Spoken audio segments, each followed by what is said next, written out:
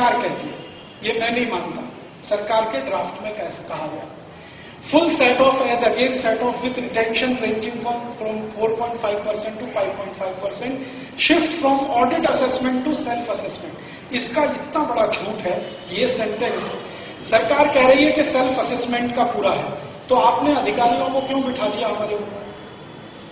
अगर self assessment ही है, हमने जो कह दिया वो आप मान लो, फिर अधिकारी क्यों उसको क्रॉस चेक करें, क्यों उसको वेरीफाई करें, क्यों क्रॉस वेरीफाई करें? इसका माने यह है कि झूठ बोल के आपको फंसाना। यूरोप में जहां भी सेल्फ असेसमेंट में है वैट, वहां अधिकारी कुछ नहीं पूछ सकता आपसे। आपने डिक्लेयर किया इतना टैक्स बनता है, बात खत्म हो गई। उसके बाद कोई आपसे कॉमा फुल स्टॉप में बात नहीं करेगा।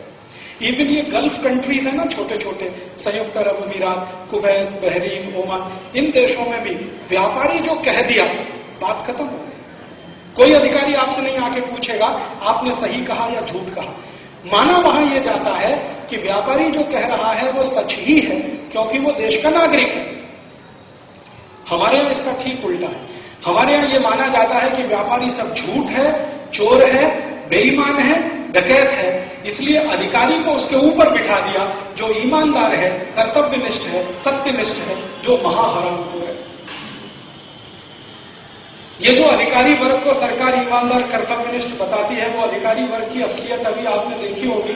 थोड़े दिन पहले हमने टीवी चैनल पर एक सीरियल देखा, घूस महल उसका नाम, घूस महल, और वो दिखाया आज तक टीवी चैनल। उसमें एक बात उन्होंने बताई कि दिल्ली का सेल्स टैक्स कमिश्नर डिपार्टमेंट में कैसे घूस ली जाती है और दी जाती है, वो मैंने देखा। दिल्ली का सेल्स टैक्स डिपार्टमेंट, महाराज जी, जिसका नाम अभी वैट डिपार्टमेंट हो गया है, उसका ऑफिस जहां पर है उसके ठीक ऊपर विजिलेंस कमिश्नर का ऑफिस है। विजिलेंस कमिश्नर का काम है घूसखोरों को पकड़ना, भ्रष्टाचारियों को पकड़ना। उसके नीचे सेल्स टैक्स कमिश्नर का ऑफिस है जहां भयंकर घूसखोरी चलती है। और मैंने मेरी आंखों से देखा 83 अधिकारी, 83 ऑफिसर्स को हाथ से पैसा लेते हुए, रिश्वत लेते हुए, घूस लेते हुए और अपने खीसे में रखते हुए। लिया खीसे में रखा, लिया खीसे में रखा। और उसने बहुत इंटरेस्टिंग तरीके से दिखाया। सवेरे वो अधिकारी आते हैं 9 बजे ऑफिस में, सबका खीसा खाली होता है, कुछ नहीं होता खीसे, हाँ पॉकेट भी नहीं होता, खाली खीसा होता है। और थोड़ा कुछ 2-5 रुपया हो तो काउंटर पे रख देते हैं, जाते हुए ले लेते हैं। अंदर ऑफिस में घुसते हैं तो खीसा खाली होता है सब। फिर दिन भर घूसखोरी करते हैं, रिश्वत लेते हैं, घूस लेते हैं, पैसा बनाते हैं।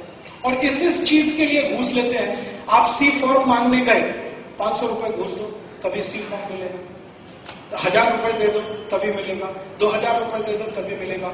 फॉर्म तो फोकट में मिलना चाहिए, लेकिन आपसे पैसा लेते लेगा। और उसमें फिर बंटवारा ऊपर से नीचे। आपकी कोई फाइल है, इस मेज पर है, यहां से आगे लेके जानी है 5000 रुपए, आगे से और आगे ले जानी है 10,000 रुपए, वहां से कमिश्नर के पास जानी है 30,000 रुपए, सभी रेट फिक्स। वो 83 अधिकारी दिन भर घूसखोरी करते हैं। शाम को वो इकट्ठे होते हैं 5 बजे और सारा खीसे का पैसा निकाल के काउंट करते हैं कितना इकट्ठा हुआ। फिर उसको कमिश्नर से लेकर और नीचे कारकुन तक डिस्ट्रीब्यूट किया जाता है। भारत में सबसे ईमानदारी से अगर कुछ होता है तो भ्रष्टाचार होता है।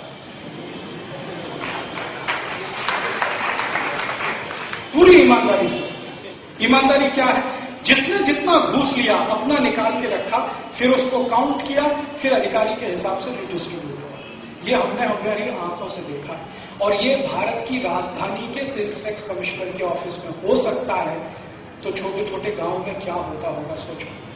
ऐसे घूसखोर हरामखोर व्यापारियों को सरकार बिठाती है ये कहकर कि ये कर्तव्यनिष्ठ हैं, सत्यनिष्ठ हैं, देश की सेवा कर रहे हैं, इसलिए उनके ऊपर लगाम अंकुश नहीं है, अंकुश उनके ऊपर है, व्यापारियों के ऊपर। ये जो सरकार कह रही है ऑडिट असेसमेंट से सेल्फ असेसमेंट पे जाने वाला सिस्टम है, ये सबसे बड़ा ब्लफ है और इसी में फंसाया है हम सबको सरकार।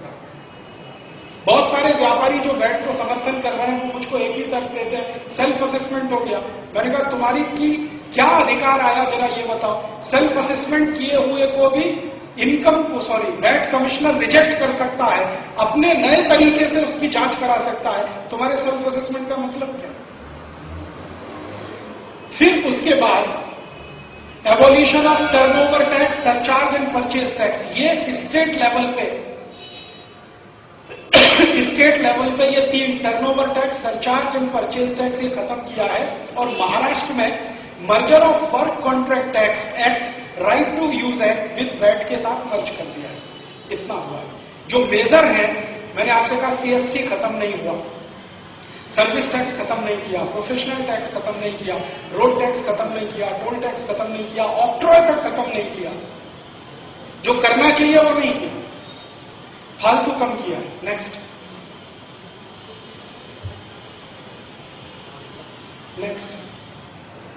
हाँ, अब ये वैट के बेनिफिट सरकार बता रही है, क्या क्या सुविधाएं होने वाली है, क्या क्या आपको लाभ होने वाला है।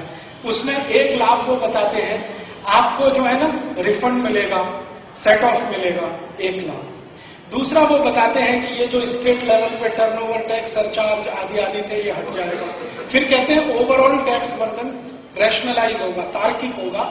प्राइस विल जनरल फॉल, सरकार कह रही है।